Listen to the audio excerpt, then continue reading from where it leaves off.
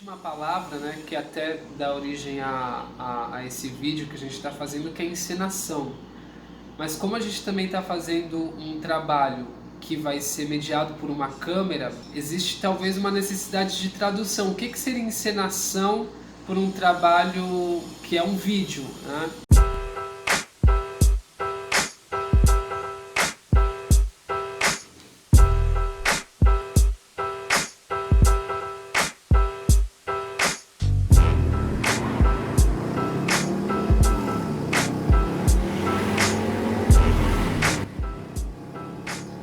Mas o que a gente fez foi manter a teatralidade possível dentro da linguagem que a câmera vai captar. Sabendo que é impossível ser teatro porque é pela câmera, mas também não é um filme, não é um projeto audiovisual, então não é somente um vídeo. Tem também elementos teatrais que serão reconhecíveis e reconhecidos, eu acho, no nosso projeto final, que vai ser essa peça filme. Uma coisa que eu fico pensando tipo, eu acho que determinar essas linguagens assim, ela ao mesmo tempo nos atrapalha e ao mesmo tempo ajuda. Tipo, atrapalha no sentido de se a gente determinar o que a gente vai fazer, a gente vai falar, vamos fazer cinema antes de fazer, parece que a gente fica tentando seguir algumas regras, assim, sabe? Tô falando de uma sensação minha. Ao mesmo tempo, se a gente dizer que a gente vai fazer teatro, ela também vai. Parece que a gente vai precisar seguir algumas regras para dizer que isso que a gente está fazendo é teatro, mesmo que gravado. Eu acho que talvez. E aí, o sentido. Esse é o sentido que atrapalha. Eu acho que o sentido que ajuda é compreender o que, nisso que estamos fazendo, ele carrega um elemento de cinema, um elemento cinematográfico, ou um elemento de teatralidade, assim, sabe? Eu acho que uma das primeiras coisas que a gente pode olhar é o enquadramento, né? O que está sendo enquadrado. E nesse sentido, eu acho que tem duas cenas que ilustram bem essa maneira com que a gente está pensando em encenação. Uma dessas cenas é a cena 3, em que a gente discutiu muito durante o nosso processo de construção de dramaturgia. Tanto o cansaço quanto a animalização, elas são mobilizações políticas de desarticulação. Isso significa que o cansaço e a animalização, tornar o sujeito como um animal, ou desprovê-lo da sua pessoalidade, desprovê-lo da sua individualidade, isso é uma ação política que reverbera nas nossas situações cotidianas, né? No caso da cena 3, ao observar isso, a gente precisa tentar, de algum modo, traduzir isso enquanto imagem. E uma possibilidade de tradução foi justamente a gente pensar numa câmera que ela fosse mais fechada, uma câmera que flagrasse não o todo, mas sim as partes. E lá entrará na fila do ponto de ônibus ou do trem. Se você der sorte, haverá poucas pessoas na fila. E o trem vai estar pouco lotado. Quantas vezes na sua vida você já pegou o ônibus ou um trem pouco lotado? E esse flagrar despessoaliza a pessoa. Esse flagrar o detalhe, esse flagrar uma parte do corpo, tira da pessoa a sua possibilidade individual. É óbvio que a gente elabora essa imagem, essa ideia, enquanto uma crítica a essa questão. A alternativa é você dar esse tom íntimo e privado, que é o que a câmera faz, que é o legal que você vê, que você chega no olho do ator, que você chega no pelo dele, a imagem é linda. Esse, para mim, é a explosão do bagulho. É a intimidade que você cria com a imagem que você está vendo da dança, por exemplo. Então, tipo, a dança, ao invés de ser um enquadramento gigante em que a gente vê vocês e o espaço, que seria lindo no teatro, talvez a potência dela seja no íntimo. A câmera focando em vocês e o movimento e criando. Vocês vão acontecendo na movimentação de vocês, mas a gente vai conseguindo chegar perto dessa dança a partir desse íntimo que a câmera cria, assim. É nesse sentido que eu tô pensando, sabe? Eu não tô pensando só na atuação também. Tipo, A outra cena, que na verdade elas são duas, ela é uma cena de transição, que são as cenas que encerram o nosso filme, a nossa peça-filme, esse hibridismo. Ela é uma cena que acontece com um cenário fundamental, assim, para as coisas que a gente está discutindo. Elas são duas cenas em que elas falam sobre memórias.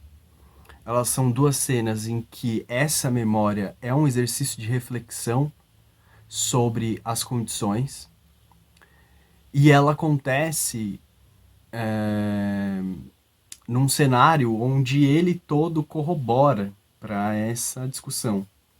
A gente filma numa praça, sentado nessa praça, e que tem a parte da cidade Tiradentes como fundo. Tá ali o Pombas Urbanas de fundo, tem o bairro próximo a essa região de fundo. E isso me remete a duas coisas que eu acho que foi interessante a gente ter encontrado essa imagem, que é a gente, enquanto histórico dos dois, no qual a gente discutia quando retornava para as nossas casas, depois que passava um tempo no centro, a gente voltava nesse ônibus, nesse trem, discutindo sobre as nossas vidas, as nossas condições, e elas eram sempre conversas interrompidas. Ela remete a essa situação de dois amigos que se confessavam ali durante esse trajeto do trem. Ele remete também a esse imaginário de se colocar a cadeira na calçada e você conversar sobre a vida despretensiosamente. E nessa despretensão você reflete sobre as suas condições de maneira muito profunda, apesar de despretensiosa, muito profunda. E para mim isso é uma maneira que a gente tem, que a gente encontrou visualmente, e aí é por isso que é encenação, de alterar esse nosso imaginário sobre a periferia, de fomentar sobre a periferia também outras imagens que elas não só correspondem a essa questão de desigualdade, né? Quando a gente mobiliza isso em cena, eu acho, em cena ou em vídeo, nesse hibridismo, eu acho que a gente está pensando a encenação. Eu acho que nessa mudança e ainda estamos aqui parados na mesma situação, pegando a câmera. Para mim, daí para trás, daí para frente, a gente abre as portas do galpão. Acho que talvez eu já faria isso. E iria para a praça, a gente senta ali na escada, o Jader ele pega em algum momento essa câmera, coloca em um enquadramento em que dá para brincar com foco em mim, no Vini, nessas reações, e a gente faz todos esses depoimentos sentado ali na rua, com essa rua de fundo, como se fosse quase dois, a gente, sei lá, se não fosse muito, é como se quase nós dois ali sentados na pracinha abrisse um fofura e tivesse falando uma fofura. Com fofura? E abrisse, a gente acendesse um cigarro e a gente começa a conversar, assim, tipo, dando os depoimentos. Eu falo sobre esse depoimento, o Vini fala sobre esse depoimento, e é quase a gente ali nesses depoimentos visse a luz mudando, caindo, anoitecendo. Eu vou falar um pouco tentar falar um pouco a partir dos nossos estudos e dos nossos entendimentos, não que isso seja uma coisa fixa, ou a verdade, mas como a gente acabou encontrando possibilidades para tentar traduzir o que o vídeo ele pode compor como narrativa para além da própria dramaturgia, né? Para além daquilo que está sendo dito pelos atores, né? Pensar a luz dentro do que ela pode sugerir e potencializar a dramaturgia, né?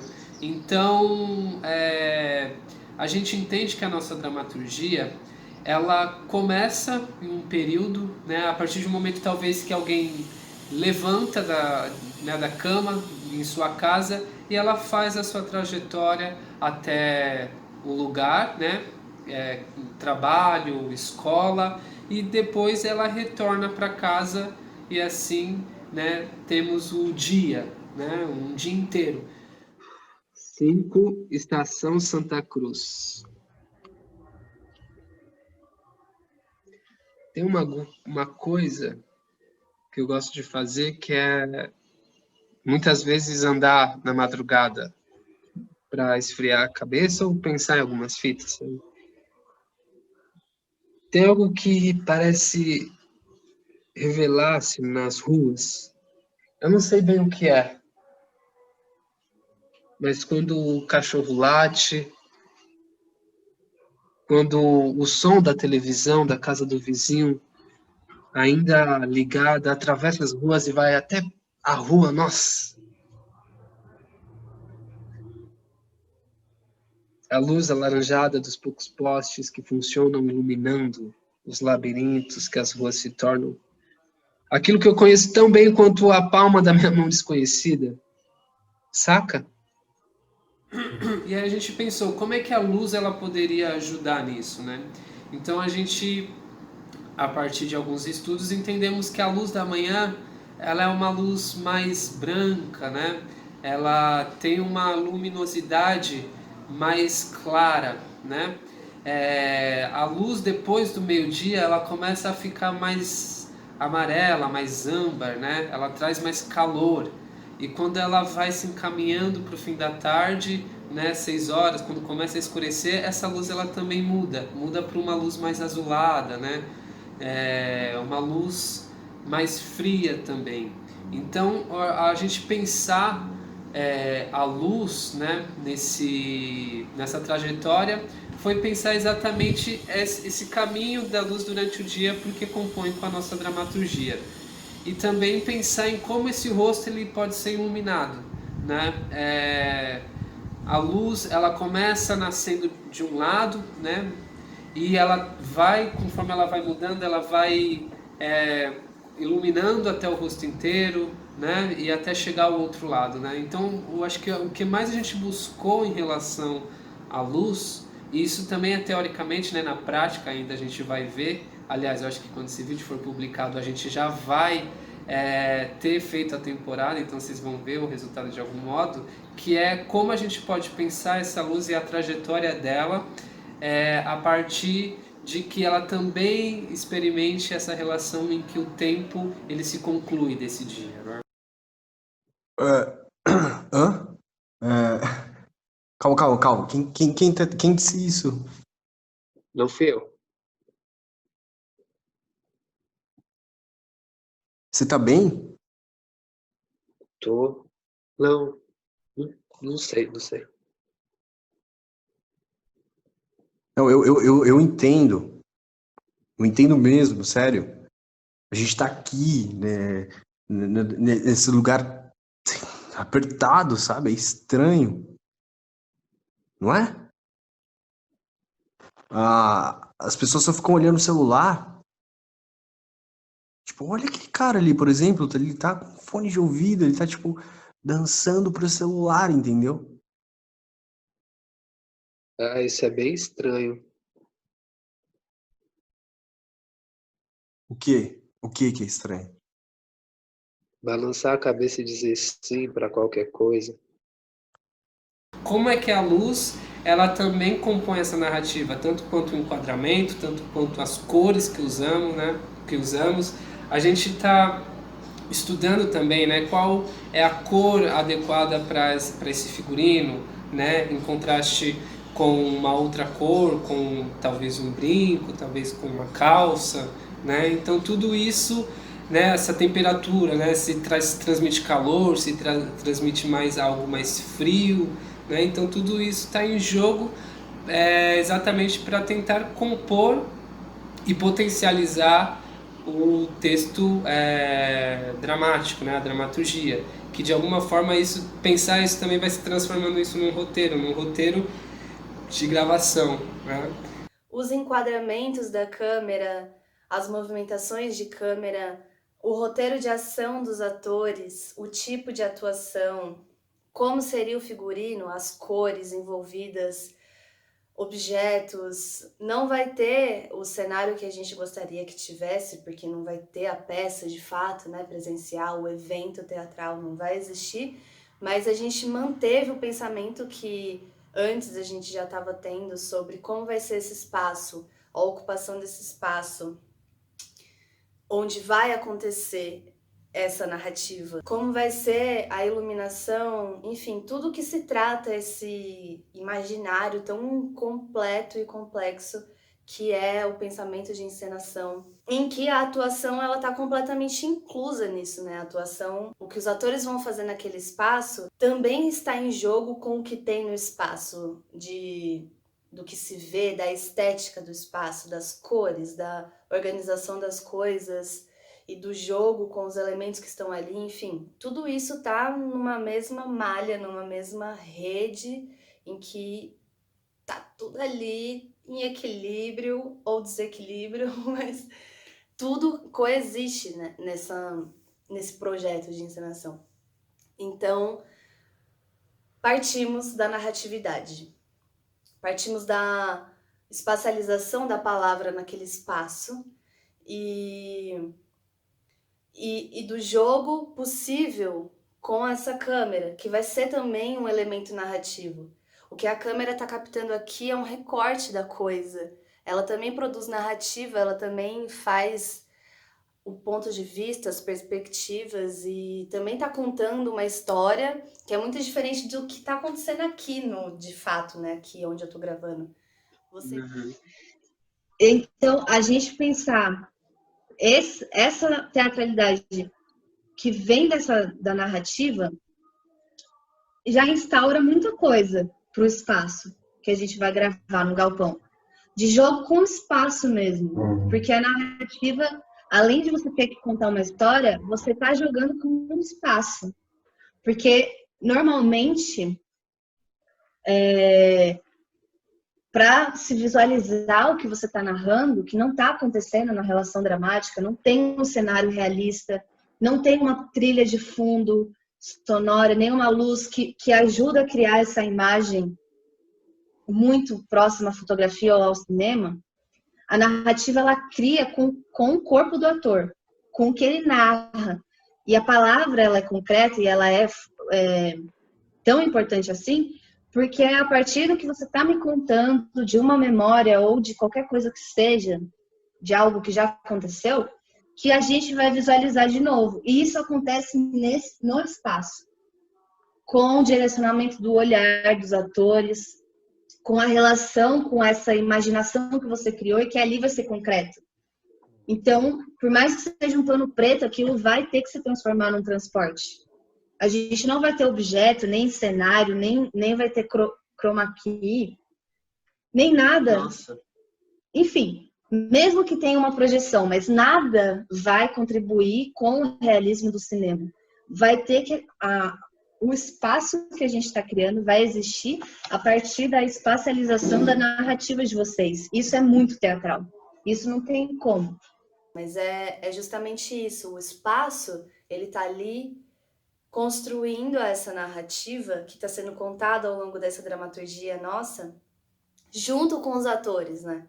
Ele vai estar para jogo também, junto com os atores, junto com a câmera e com a pessoa que vai estar operando a câmera. A pessoa que opera a câmera, ela está tão em jogo quanto os atores. Só que, é claro, ela não vai ser vista, mas ela está ali também em jogo, porque ela também precisa acompanhar todas as propostas feitas, também precisa fazer esse recorte de toda a perspectiva que a câmera vai captar. E o espaço, por estar vazio, não está com um cenário realista, sei lá, alguma coisa que dê uma situação, um lugar mais concreto, como normalmente a gente vê em obras que vêm a partir da captação de uma câmera. Normalmente a gente consegue situar mais concretamente o que está acontecendo, né?